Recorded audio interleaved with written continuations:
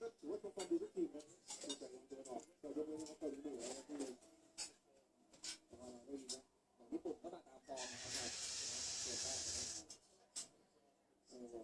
ด้รอบอย่างน้อยตอนนี้ก็ไม่ได้3ทีมนะครับมันไม่นอนเกิดแต่ต้องเล่นจบก่อนเป็น